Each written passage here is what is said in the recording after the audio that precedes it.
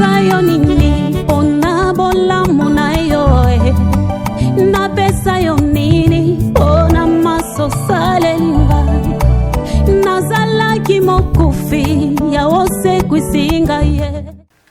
Très chers fidèles téléspectateurs de la radio-télévision La Voix de l'époux, votre chaîne, la nôtre également, la chaîne de la connaissance, la chaîne de la révélation. Nous sommes très contents de savoir que vous êtes nombreux dans vos salons en train de nous suivre dans le cadre de notre émission Le chemin d'Emmaüs. L'émission qui vous est présentée par votre humble serviteur, le frère Placide Kalonji Lutumba. C'est nous qui sommes au micro. Comme nous l'avions dit la fois passée, que notre intervenant ou orateur principal, c'est l'homme de Dieu, l'apôtre Dari Kilangi. Il est sur le plateau ensemble avec nous. Bonjour, apôtre Dari. Bonjour, bien-aimé Placide. Merci beaucoup, l'apôtre Dari, pour votre présence dans l'émission. Na Mokola Lelo Lisusu, toza vraiment na isengo ya koyamba bino na émission na biso ya Mokola Lelo. Na ebité soki lelo omemeli bana nzambe nini na cadre ya émission Mokola Lelo. Merci, bien-aimé Placide. Na kopesa biso maloba lelo tolingaki to partager liteni moko ya likomi portion de la Bible el kambotali cantique funèbre ebike likomi nyonso ezaka inspiration ya Nzambe. Amen. Ndenge apôtre Zoloba, toute écriture est inspirée de Dieu. Amen. Et utile pour enseigner. Amen. Pour exhorter, pour instruire. C'est-à-dire toujours exhorter la portion écriture moko na 2 Samuel chapitre 1er. Donc verset na yango 17. C'est-à-dire thème na biso eza cantique funèbre loyembo ya matanga. Merci beaucoup l'apôtre Dari Kilangi bandeko balandi émission Nabino oyo tozalaka chaque fois liboso Nabino pour représenter et c'est bandi benga bandeko bazali banda yebisa bango bakota émission c'est bandi ndenge tozalaka na bitida ko yebisa bino que pendant que émission Nabino le chemin de Emmaüs ezoleka en ce moment zoa télécommande bomba parce que ailleurs il n'y a absolument rien.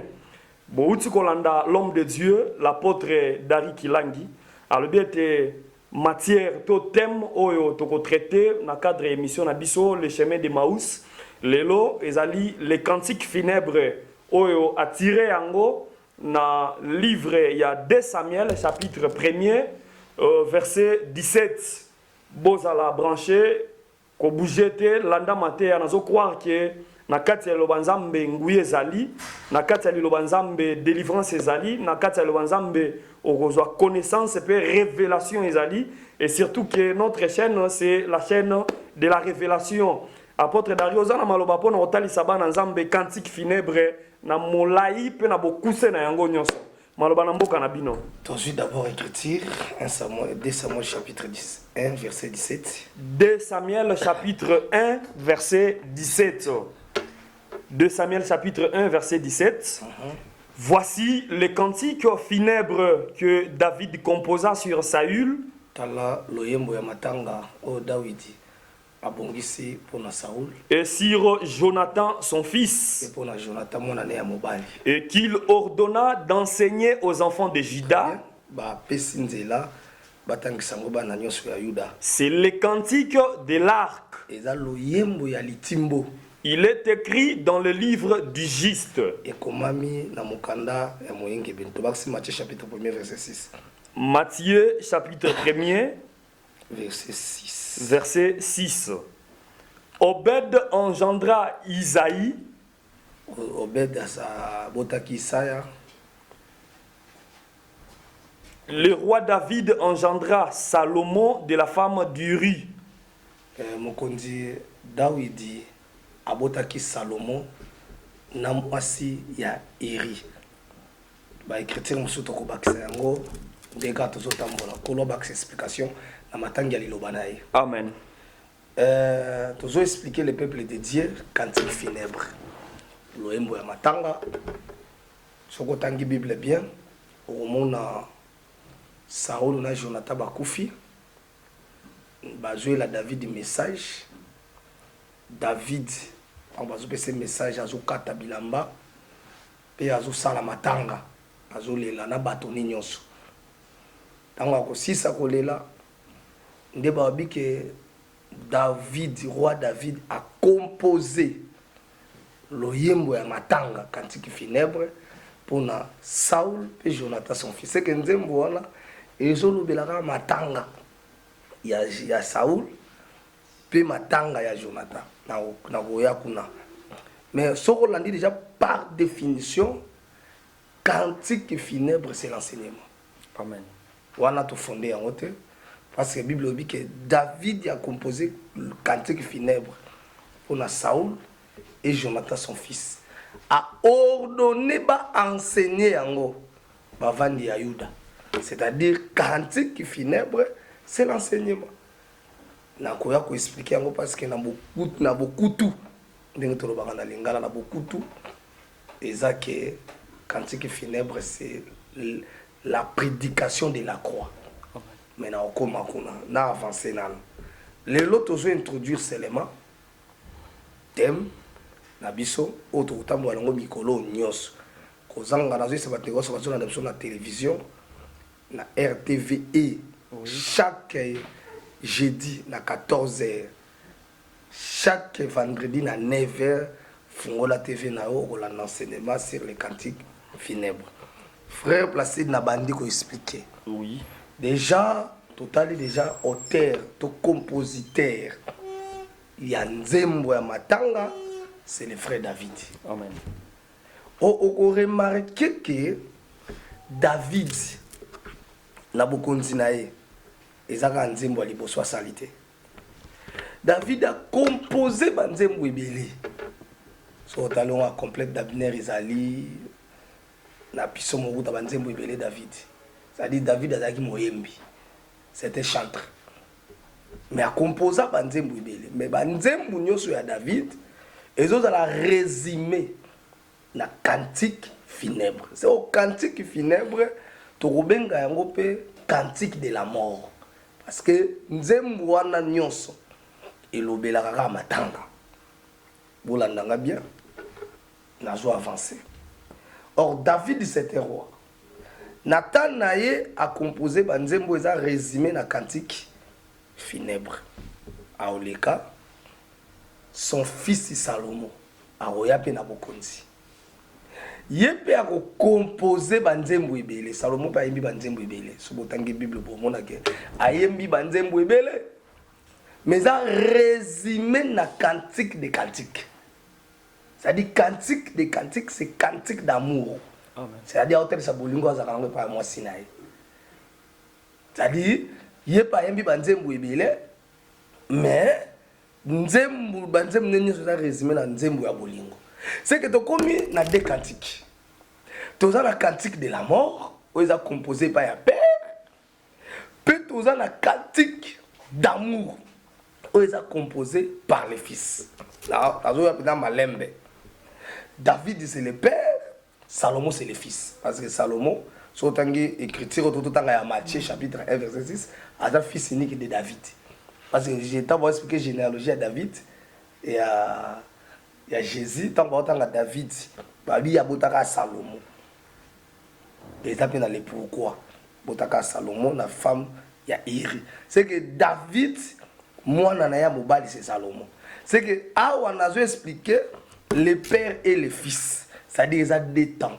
Ils ont un temps à père, ou à Yembaki, Nzembu ya Liwa, tout cantique de la mort, tout cantique funèbre. Ils ont un temps à fils. Oyaye ayembi pe cantique d'amour. C'est-à-dire père à chantre, fils père à chantre. C'est-à-dire on a expliqué les deux temps de Dieu parce que David c'est Dieu lui-même. Nazo fondé en côté na opé ça ba écriture noir sur blanc. David c'est Dieu, on attend na yemba ki banzembo. Au moment que frère Placide to so ba komi to banda ya ko expliquer le père David comme étant Nzambe. Nazana 2 Samuel chapitre 14 verset na yango 17 2 Samuel, chapitre 14, verset 17. le verset 17. Ok. Ta servante a dit, Awa eza femme tekoa. Aza liboso ya David, femme tekoa azolo ba liboso ya David.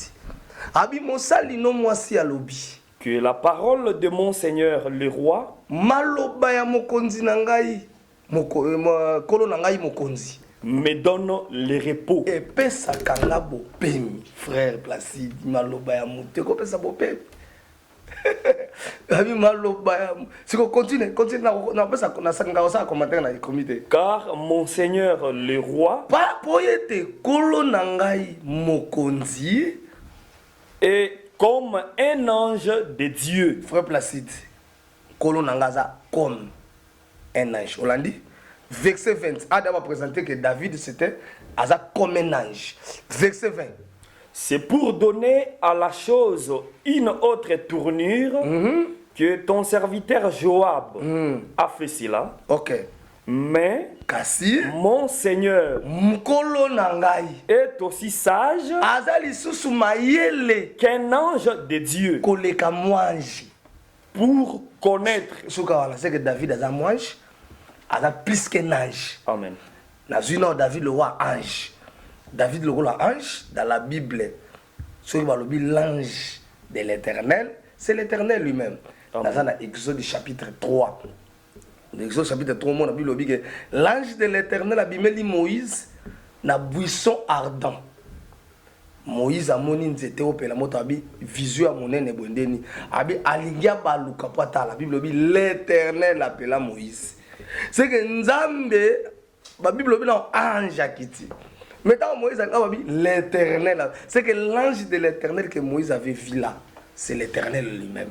C'est que dans la Bible l'ange de l'Éternel, c'est l'Éternel lui-même. Amen. Joël sous témoin mon corps parce que l'état tout li abatomi balé, tomi sa tu zaka sembo. Nazui juge 14, juge 13. Juge 13 wana kotanga yango. Juge 13 chapitre 13 verset 18 Juge à 22. Écriture moko kitoko makasi. Juge chapitre 13 verset 18 à 22. OK. L'ange de l'Éternel lui répondit, moi j'ai un Nzambe ya nolié. Ah, l'ange de l'Éternel. OK, babi l'ange de l'Éternel. L'ange de l'Éternel là so na Manoach. Manoach a tourné kombono nani. So l'ange de l'Éternel a répondu Manoach. Tanga. pourquoi demandes-tu mon nom? Pour nani nozo tuna kombo na ngai. Il est merveilleux.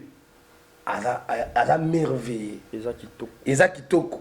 Manoach prit les chevreaux Manoach a du chevaux et l'offrande pe mabonza. et fit un sacrifice à l'Éternel Asali libonza moko pa Nzambe sur les rochers. na libanga.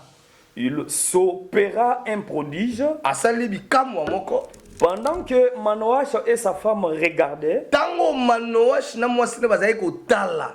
Comme la flamme montait de dessus l'autel vers le ciel, Lokola milinge bande ko matanda etumbelo kino na likolo. l'ange de l'Éternel monta dans la Frère Placide, flamme. aucun nenge likomi zo cha point que l'ange de l'Éternel. Et ce qu'on fait c'est l'ange de l'Éternel. Amen. Abandi ko mata koti na milinga pe ya mati. Continue. À cette vue, Na komona wana Manoach et sa femme Manoach na mwasi na ye tombèrent la face contre terre. bakuei na mabele elongi na mabele. L'ange de l'Éternel n'apparut plus à Moi Manoach l'Éternel amonani souté liboso na bango et à sa femme. pe na mwasi na ye. Alors Manoach comprit que Manoach asosoli ke c'était l'ange de l'Éternel. ezalaki mwanze ya Yawe. Et il dit à sa femme, Alobi na mwasi na ye nous allons mourir tokokufa car nous avons vu Dieu. po tomoni Nzambe. Ah, c'est que l'ange de l'Éternel lo bango bamoni Manoach abi ke tokokufa po tomoni Nzambe. C'est que l'ange de l'Éternel c'est Dieu lui-même. C'est que cette femme de Tekoa, so tant que benga David c'est un ange de Dieu, c'est que ngalo ba ke David est Nzambe. Amen. C'est que maintenant zo David wa yemba kinzembo ya liwa représente Dieu le Père. C'est-à-dire tant de la loi et ça tant o Nzambe. Ayebaki na koyemba cantique de la mort. Au cantique de la mort représente la loi de Moïse. Amen. Cantique de la mort représente la loi de Moïse. C'est que la loi de Moïse est un cantique funèbre. Frère Placide? Oui. La loi de Moïse est un cantique funèbre. C'est que la loi de Moïse est bandé kolobela seulement liwa. La loi de Moïse est bandé kolobela liwa. On a un cantique funèbre. Na fondé pe yangote. Ba écriture musuto pe sa yango pour to retirer le temps. Na ba question sur tout temps yango et qu'on soit biso pendant temps et belé. C'est-à-dire ce qu'on dit Matthieu chapitre Luc 24 verset 25 à 27. Les deux disciples na chemin de Maús bazo beta lisolo ya Jésus. Jésus bimeli bango eloko nini ezoka musabino wabi oyoza nde mupaya na Jérusalem eloko yuti kosa makaka boye kala mingi te awa tozaki na prophète moko tozaki puissant en parole et en œuvre akufi troisième jour ezaki lelo na tongo basi parmi nous bakendaki na tombe bakuti ya zate yezo andesa wabi oh bato bwani bokoka kososola makambo te ekomama na mobeko ya Moïse pe ezalaki expliqué na basakoli esengeli Christ à souffrir pe akota na kembo eza expliqué na makomi nyonso. C'est comment déjà que la loi de Moïse les prophètes balobela kaka liwa ya Christ. C'est que toute la loi expliquait la mort de mon Seigneur Jésus. Voilà au moins même tu expliquer comment autre voilà si tu vas expliquer ngo ngala même 10 commandements et lobela bolingo et lobela la mort de Jésus. Même la loi relative lobela la mort de Jésus. Même la loi sacerdotale tout lobela la mort de Jésus. Et ça la manière ya romona.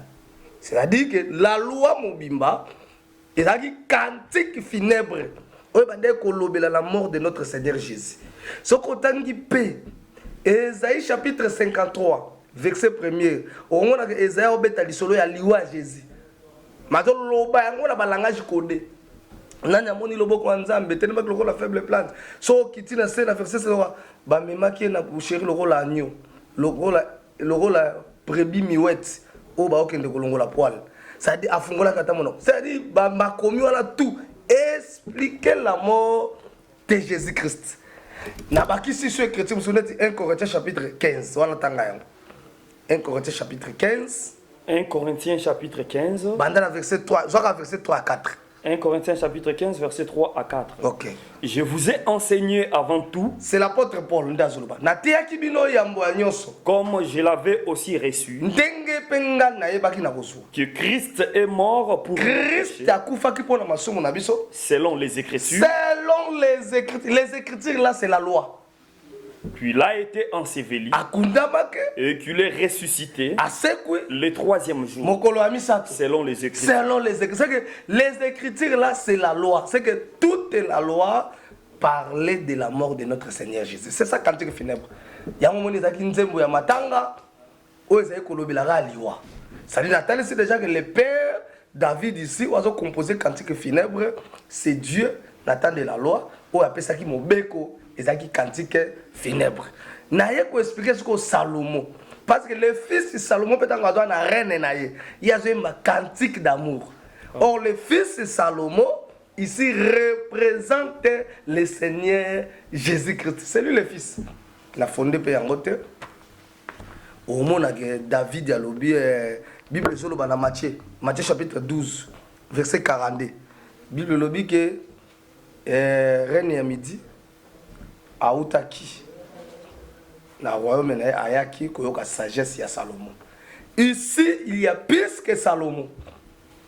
C'est que Jésus a plus que Salomon. C'est qu'il a véritable Salomon. C'est que simbinga wanate na koya na généalogie de Jésus. C'est dans la Bible, je crois Matthieu lobi, généalogie de Jésus-Christ. Fils de David, fils d'Abraham. Ah, c'est que Jésus a un fils de David. Or, fils de David, c'est Salomon. Il y a un chemin à Jéricho. Tant que bâtiment qui makelele, atuni eza nani aolekwa c'est Jésus de Nazareth tala bayebisi benda Bartimée que Jésus de Nazareth akakanga pe Jésus de Nazareth Bartimée azalaki na réflexion bakandi Jésus de Nazareth c'est lui David nde bandi kokanga fils de David c'est lui Salomon pardon fils de David c'est que fils de David Salomon parce que Jésus c'est lui le véritable Salomon. Ah, ce que Jésus a un véritable Salomon, ce qu'il faut te expliquer, cantique d'amour. Oh, cantique d'amour, c'est la grâce. Parce que Jean chapitre 1er, verset 17, Bible dit la loi a été donnée par Moïse, la grâce et la vérité sont venues par Jésus-Christ. C'est que Jésus-Christ, il a pas qui na nzembo, ya bolingo. Oyo, tozo benga yango la grâce parce que la grâce, c'est ça l'amour. Voilà déjà, c'est très simple parce que l'évangile éternel, ils ont compliqué ma théâtre, ils ont facilité ma cambo. Qu'on a un langage clair.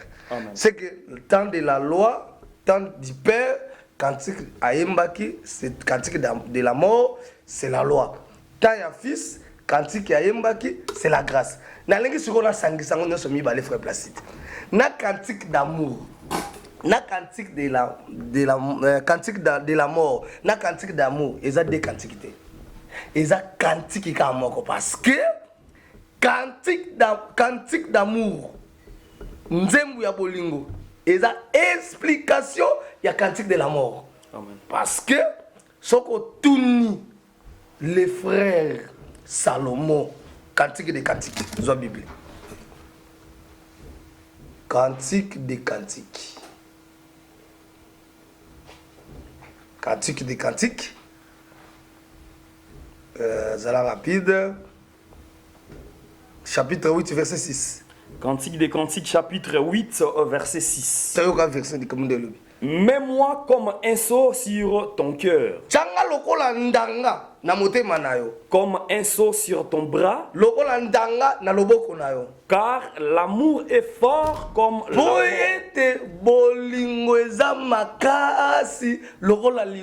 c'est que c'est le cantique des cantiques. L'amour c'est la mort. Amen. L'amour c'est la mort. Na fondé à moté placé na trois témoins. Trois témoins. L'amour c'est la mort. Témoin ami balé. Zoa 1 Corinthiens chapitre 15. Pardon, Jean chapitre 15 verset 13. Jean chapitre 15 le verset 13. Ah ouais, yemé Jésus azoloba. Il n'y a pas de plus grand amour que de donner sa vie pour ses amis.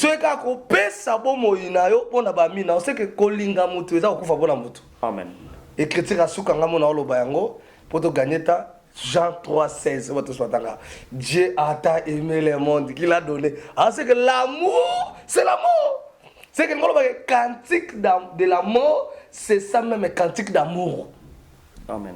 Et ça, c'est que Nenge David a joué un cantique funèbre, Azala Kinde Koyemba Nzembo Abolingo.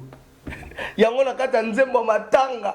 David a joué un balobi que, oh mon frère Jonathan, Bolingo la yo, et pas la ngai, et l'équipe même Bolingo moi si, frère Placide. Bolingo ni neko leka bolinga mwasi si ce n'est que l'œuvre de la croix et ça bolingo yeso alakisa likona biso leki bolinga mwasi c'est ça la mort parce que mwasi no alinga kufa pour noter amen mobali no alinga kufa pour la mwasi noter mais Jésus andima kufa pour la biso c'est que bolingo eza likona bolinga mwasi c'est l'œuvre de la croix c'est la mort amen c'est que Jonathan andima kufa pour David c'est que ce que Jonathan ndima liwa et ça pour David à matala trône pour David encore comme la trône était ce que Jonathan a profité. Ah, non, Jonathan, c'est le Seigneur Jésus-Christ. Ce biso le loto mata na ciel. Donc il y a l'enlèvement de la reine millénaire. Et ça pour na bolingo. Oh, Jésus a sa carte na biso. Amen. C'est ça Jonathan. Amen. C'est que la manière qu'on ça la beaucoup na beaucoup tout. Le cantique funèbre, c'est ça cantique de l'amour. C'est ça même l'évangile éternel. C'est ça même prédication de la croix. Parce que l'idée a besoin nyonso tu expliquer kaka l'œuvre de la croix. L'œuvre de la croix. Na goya ko expliquer yango na pona minute etikali na lingi na pesa exemple moko Tommy Balé na succès na exhorté nanga exemple moko au mona ke Saul Isaya aozwa David aotinde na zamba akende koboko na bapate na ye na zamba or aza na bana mosusu mais aozwa seulement David aolivre na zamba ye moko siko David akoya koraconte ke ndenge akendaki na zamba wana akendaki akobokola bapate te po akendaki mpe abunda na lion abunda mpe na kosi pas délivre pate c'est que kozwa David kotinde na zamba eza pena tata Isaya azwi David a livré na liwa c'est que lingolo bake azalaki na bolingo ya papa te nde azwi mwana ne ya mobali a livré pour papa te nde baba atelama c'est ça Jean 3:16 ça dit nzambe ata aimé le monde c'est que pour na bolingo azalaki na kona biso azwa Jésus a livré na liwa Amen. Yango nazo yebisa bandeko so baolanda biso ke na biso ke kolo alinga ko makasi pe bolingo nzambe eza likolo na yo bolingo nzambe eza likolo na yo lokola bolingo nzambe eza likolo na yo oza molongi Amen. Oza molongi parce que Amen. Bible lobi que nous sommes plus que vainqueurs par celui qui nous a aimés. C'est que bolingo nzambe e kangola biso na liwa. Bolingo nzambe komisa o molongi. Yango na zo sandeko moko ata bondoki ya famille telemi bolingo nzambe ya likolo na yo. Amen. Ata bongange telemi bolingo nzambe za likolo. Mi tambo loso ba ko sala. Lokwa bolingo nzambe za likolo ba olonga oti. Parce que bolingo nzambe nde batela kayo. Bolingo nzambe sali ozala molongi liboso ya ba démon, liboso ya maladie, liboso ya blocage, liboso ya sorcellerie ya famille na bino. Kaka ndenge nzambe azwa livre mwana na ye. Bolingo nzambe za likolo na yo. C'est que ndeko placer na mbosa ngata saka cantique funèbre, c'est prédication de la croix. Amen. Merci beaucoup l'homme de Dieu, l'apôtre Dari Kilangi pour notre intervention nabino combien génial, combien magnifique. Je crois que les enfants de Dieu partout et sika bolandi biso boza vraiment béni na maloba ya moto na nzambe na maloba ya nzambe oyo moto na nzambe a aussi ko présenter biso. Je crois que lelo eza introduction seulement, il y a grand thème au toza ko expliquer au homme de Dieu za ko expliquer sur les cantiques funèbres. Tolandi na mukuse que cantique funèbre ezali enseignement, cantique funèbre eza enseignement des apôtres, c'est l'œuvre de la croix. On a mukuse et loko tokoki ko retenir yangwana. Car cela ne tienne l'apôtre toza na quelques questions oyo tokoki ko poser bino par rapport à intervention na bino. Première question eza boye. Na kati ya kote na yo olobi ki femme ya tekoa. Azebisa David qui est osa comme un ange de Dieu. Merci qui wana te. Alors Bible na David qui est osa plus qu'un ange de Dieu. Mais dans mon aspect, il y a plus qu'un ange de Dieu aussi bien qu'on pensait. On va expliquer que David est comme un ange de Dieu. On va expliquer peuple de Dieu va comprendre pourquoi il est plus qu'un ange de Dieu. OK, de replacer des questions mo kitoko. Moni Bible ezaka na makasi pona limbo lango te. Amen. Que l'esprit du Seigneur est à l'école na. Amen. Eza e bombi pe le kanisa nzambe. Amen. Azomona David na baspe mibale. Tanga boza comme un ange, c'est que David a Gabriel. Amen. Tanga boza plus qu'un ange, c'est que David a Michael. Amen.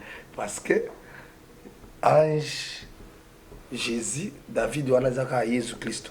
Vous comprenez? Amen. Parce que au moment où David est en Zoya et pas à Saoul, la première venue, a joué le rôle à Mouyembi. Amen. Or dans la Bible, Mouyembi c'était prophète. Nous avons besoin d'Ézéchiel, aux bons chantres, aux Oyemba, mais peuple a d'autres la misalate. Amen. Malobanangai. C'est comme que d'abord a joué le roi prophète, a joué le roi messager. Oh, Gabriel c'était un messager. Amen. Oh, messager c'était un prophète. C'est que David la première venue pas à Saoul. Tant que Mouli Mouabé Nzambe Zouaki, Aya qui le rôle la prophète. Amen. Maintenant, seconde venue, Aya le sou na Kambotali musique. Amen. Aya pour Bunda na Goliath. C'est que Aya qui le rôle la ange Michael. Parce que Michael a un guerrier, Gabriel a un messager. Or, Michael, il a l'un des principaux chefs. C'est qu'il a chef des anges. C'est qu'un supérieur aux anges. Ada plus qu'un ange. C'est ça. Amen. Merci beaucoup pour la première question. Je crois que tu comprendrais ndenge to malobi pour la question na biso liboso. David aza comme un ange de Dieu, aza peu plus qu'un ange de Dieu. Et ça seulement les deux aspects où femme tekoa azomona nango David. Premier aspect azomona lokola un ange, c'est qu'azomona lokola Gabriel. Comme plus qu'un ange azomona lokola Michael. Donc ce sont les deux aspects où la femme de tekoa azomona nango David où Thomas a expliqué comme le Seigneur Jésus-Christ. Gabriel, par rapport à première venue nae, a comme un ange messager, mais Michael comme un ange guerrier, parce que Michael c'est l'un des principaux chefs. Question à Mibale, à vous entendre parler Thomas, aux Zaki ko pengle kolobaki, les cantiques funèbres, et Zanzembo o tata komi, au expliquant comme Dieu le Père, David comme Dieu le Père, a commis Mobeko a composé Mobeko. Maintenant, au lobby que Mobeko na kata mobimba nango nyonso et lobelaka toujours liwa ya moto monko o eza Jésus-Christ. Maintenant, nalingi auditeur ba téléspectateur na biso ba comprendre nango penza na siki d'être avec précision, ba comprendre nango na sens nini. Mobeko na mobimba nango nyonso mobeko yango mona eza na ba compartiment eza na ba partie ebele to ndenge nini. Bon, na kati ya mobeko, oui, toza na 10 commandements. Oui, toza na 10 commandements. Oui, à part 10 commandements, toza na loi civile et morale. Oui, oyo eza kobika ya peuple. Oui, na kapari yango toza na loi cérémoniale. Oui. Ça donne la loi cérémoniale, loi sacerdotale. Oui. 3 sortes ya mibeko yango wana. Oh. C'est-à-dire c'est que mobeko na mobeko tango zo interpréter ngo faut yebaka et uti wapi. Bimi na 10 commandements, bimi na loi civile et morale, to et bimi na loi cérémoniale. Vous comprenez, c'est-à-dire 10 commandements et zo lié nzambe na moto. Oui. Roi loi civile et morale et zo lié et zo laksa ko vanda ya bato. C'est-à-dire zo batela yo na ngai. Oui. Loi sacerdotale et ont expliqué bonganga ndenge ni nganga nzambe akosala musala faut ba limite ezali mibeko nganga nzambe akoto sape ba ordre akozo pona musala nae. OK. Mibeko wana. Merci beaucoup. Tolandi bandeko balandi que mobeko na kata mobimba nango eza divisé na 3 grands compartiments. Le premier eza le décalogue ou les 10 commandements. Second compartiment eza ba droit loi civile et morale. Yango eza ko régler vie dans la société batu na kati ya batu. À part yango pe eza na ba loi oyo eza ko régler compartiment ya sacerdoce comment nganga nzambe et sengela sala musala nganga nzambe sengela zala ndenge nini ndenge o nyonso eza na trait na sacerdoce yango wana nde le dernier compartiment ya loi de Moïse. Maintenant la dernière question, apôtre de Dieu, l'apôtre Dari, Tolandi ndenge présenté biso les cantiques funèbres. Au lobby cantiques funèbres et ça cantique de la mort, c'est la même chose. Maintenant, bateau bazolanda biso. Bana nzambo bazolanda biso partout. Par na bango eza nini na kati ya makambo nyonso cantique funèbre. Siko bateau biso cantique funèbre. Bana nzambe siko par na bango eza nini. Merci ndeko Placide, question kitoko. Moni Bible porté à l'élo. Oui. Nyonso ekomama eza très utile pour la vie ya bana nzambe. Amen. Eza très utile kana kata cantique funèbre bénédiction ya nzambe ezali. Amen. Omona ke matango tokotambola kata on a lobi lelo et même déjà boyebi pa ya bana nzambe parce que la vie éternelle c'est la connaissance. Amen. Et puis sinon boyebi. Amen. À part kopesa boyebi. Amen. Et ko bénir bango. Amen. À part ko bénir et l'ité yaka yango moko ezaka kisi so moto obela na olanda biso l'ité ko bikisa ye. Amen. Ça dit na kata l'ité ya tout ezali. Amen. Ça dit l'onction ezali ndeka toté ya moto asimba mina l'ité ya biki. Amen. Eza na nguya ya kolongola moto na vie ya péché. Amen. Pour moto ayeba deke eza na moto moko akufa pona ese ke bolingo wana moto andima akufa pona yo eza facilité. Eza facilité. C'est un peu ça, c'est des alité ya nzambe et comment qui pambate ezaki po epeli malobi kona bato ba oyoka yango. Amen. Merci beaucoup l'homme de Dieu, l'apôtre Dari, pour na maloba nzambe kitoko. très chers fidèles téléspectateurs, ndenge kaka toyebisaka bino, vraiment pendant cette émission, il faut que bomba télécommande parce que ailleurs il n'y a absolument rien. Chaque jeudi à partir de 14h, une émission oya bino, o biso to sale la bino musala représenter bino et bandaka nangonga wana vraiment bozangate ko landa biso na cadre émission oyo parce que le roi Thomas Nzamba uti koloba alobi ke bana nzambe bazozwa boyebi bana nzambe bazozala beni bana nzambe pe o bazolanda bazozala délivrer na ba problème là parce que la parole de Dieu ezaka na nguya ko changer ba vie à bateau. Vraiment merci beaucoup apôtre Dari pour la disponibilité na bino na émission na bino oyo boza orateur principal, orateur ou intervenant principal. Merci pour la présence. Nabino na habité ce qui l'ilobani ne quoi bisaba na Nzambe par rapport à confinement ndenge bazo déconfiner l'église. Mon message mon pour na bana Nzambe. Message ezali pour na bana Nzambe nyoso bazo landa biso ezake les 16 aux gens na culte action de grâce na assemblée des saints ya Nzoko. Ezwami na mikondo na avenue Nzoko na avenue Nzoko numéro 130. Oui. Biso kuna to sambela na 6h30 kilite bandi boya ebele to kumisa Nzambe kozanga te kozanga sa offrande action de grâce te. Oui. Vande kozanga sa offrande action de grâce te to kumisa pena Nzambe to kobinela po abatela kibiso. Ndenge moko ba centre ya Nkoli na Kingasani ya Suka avenue Nkoli numéro 7.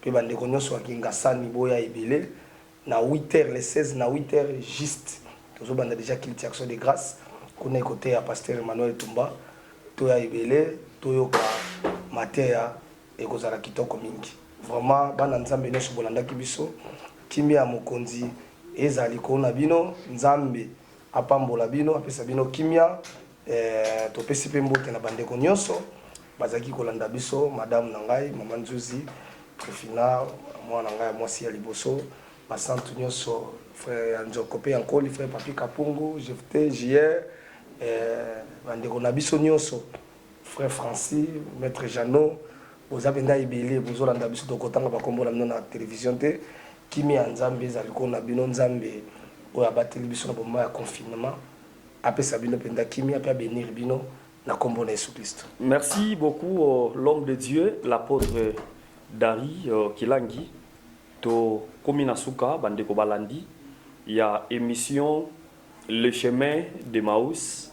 Moi votre serviteur le frère Placide naza ko remercier bino sincèrement pour l'attention oyo bopesaki na émission na bino oyo elekaka chaque jeudi na ngonga ya 14h pona lelo tozosuka awa tokokuta na prochain rendez-vous le jeudi prochain à partir de 14h juste tozala déjà liboso ba écran na biso pour que tolanda émission pona kosilisa topesi mbote na bandeko nyonso oyo balandaki biso awa na Kinshasa pe bandeko bazolanda biso na YouTube sur na page ya YouTube oyo ezali la vie des apôtres.